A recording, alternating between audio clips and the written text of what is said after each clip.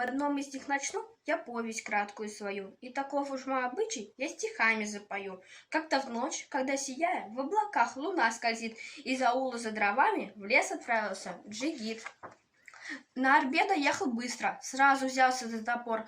Тук да тук, деревья рубят, а кругом дремучий бор. Как бывает часто летом, ночь была свежа, влажна. От того, что птицы спали, нарастала тишина. Дровосек работой занят, зная, стучит себе, стучит. На мгновение забылся очарованный джигит.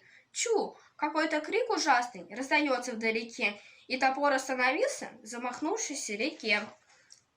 И застыло от изумления наш проворный дровосек.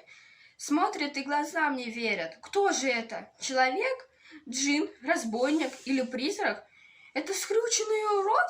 До чего он безобразен, поневоле страх берет.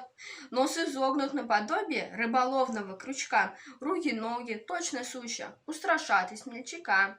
Злобно вспыхивают очи, в черных впадинах горят. Даже днем, не то что ночью, испугает этот взгляд.